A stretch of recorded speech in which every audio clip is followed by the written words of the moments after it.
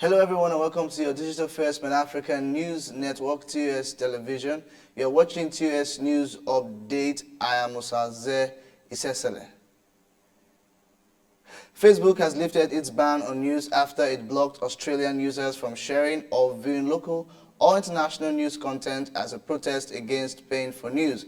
The pages will return in coming days and as a result of ongoing discussions between the company's boss Mark Zuckerberg and treasurer John Friedberg.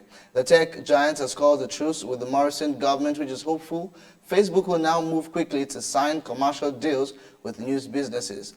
Its move to ban news followed the passage of the News Media and Digital Platforms Mandatory Bargaining Code.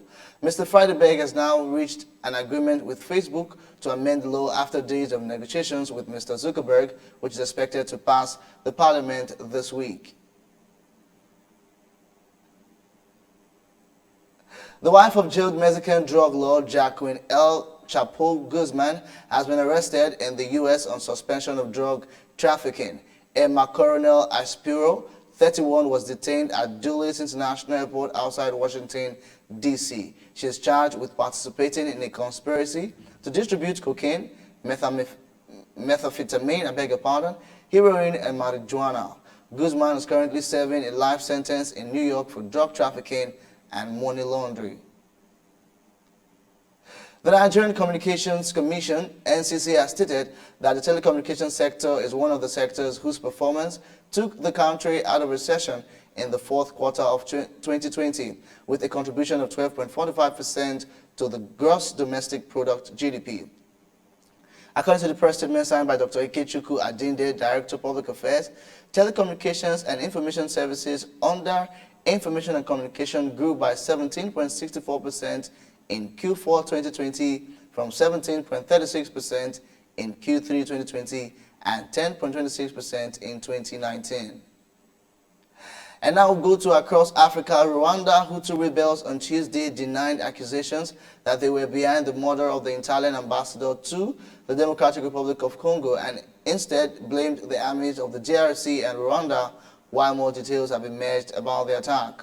Luca Atanasio, 43, died on Monday after a World Food Program convoy was ambushed in a dangerous area in eastern DRC.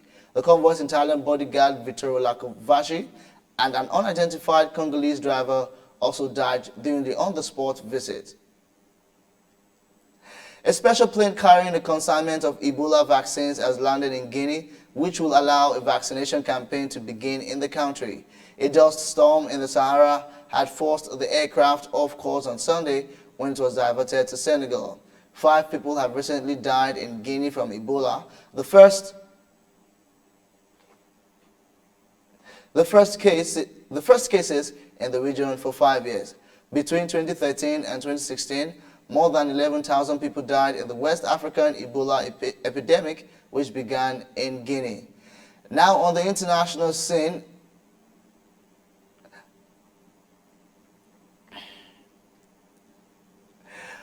Again, the Israeli embassy in Nigeria, in collaboration with Skill G Nigeria Limited in Abuja, this Tuesday has donated yet another equipped e-learning center to Brand Life Vision Foundation. The Charge d'Affaires of the Embassy of the State of Israel in Nigeria, Kreman Yotam, notes that it is imperative to contribute to the development of human and national growth, noting that the donation is aimed at providing functional computer services for individuals with no access to technology in their communities. TUS TV Network correspondent Rose Aldu has the story.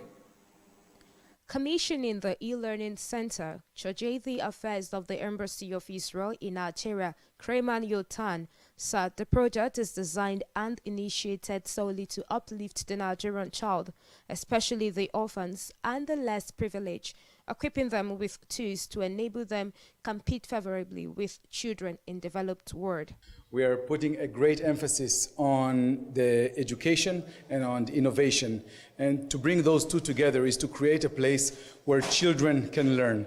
We are very proud of the wonderful work that the Brand Life Vision Foundation is doing with the children, and we've cooperated with them in the past to help orphans and to help children with the needs that they had. And we thought it's a perfect opportunity to bring this together with the concept of innovation, build a computer classroom where training can happen, where children can learn, where they can develop, where they can enhance their own skills for their own future and build their own future using this facility.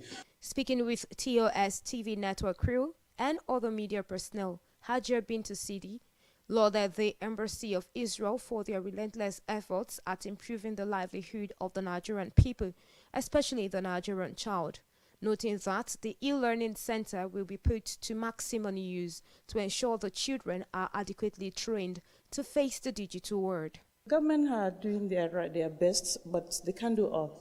That's why the importance of the foundation to come in and key in with the embassies to assist, to help the youths, because if you look at the whole problem and challenges we have in Nigeria is a lack of job opportunity. Our youths are there, they will graduate from the university, there's no job, and instead of them to learn a skill acquisition that they can live on their own, what they do. So that was why it's good. All the foundations should partner with Israel Embassy because they are doing a lot. Also speaking in an interview with TOS TV network, Professor Nuhu Abubakar lauded the Embassy of Israel in Nigeria and called on diplomats, stakeholders, and well-meaning Nigerians to take cue from the Embassy of Israel and work to empower the Nigerian child. We have schools that are destroyed. Over 1,000 schools have been destroyed, secondary schools. We have states like Borno that basically their school infrastructure are just in the capital of the state. So there are so many things that we can be able to do. First and foremost, we have to see how we can innovate. The governments of the Northeast have come together to establish what we call the Northeast Development Commission Education Endowment Fund. That fund is established to focus to see how they can train teachers, how they can be able to prioritize some key. With this donation to Brand Life Vision Foundation in Abuja, it brings the total number of such projects powered by the Marshal of Israel's aid agency, the Israeli Embassy in Nigeria, and SkillG Nigeria Limited to 3 since December 2020 to February 2021. Brand Life Foundation vision has community engagement, social development, grassroots research, peace building, and capacity building as its core mandates. Rose Audu, reporting for TOS TV Network, Abuja. Welcome back. Now we'll move to the world of sports. Popular PGA golfer Tiger Woods has been hospitalized after being involved in a single-car accident in Los Angeles, United States on Tuesday morning. His agent, Mark Stebberg, reportedly said he suffered multiple leg injuries and is in surgery. The Los Angeles Sheriff's Department confirmed the accident in a statement Tuesday night. The department said Woods' car sustained major damage and the golfer was extricated from the wreck and transported to a local hospital.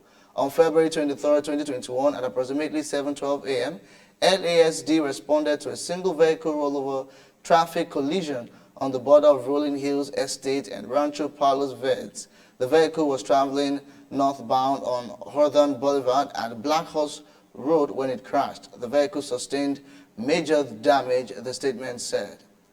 The Super Eagles striker Victor has left the hospital in Bergamo and returned to Naples yesterday evening.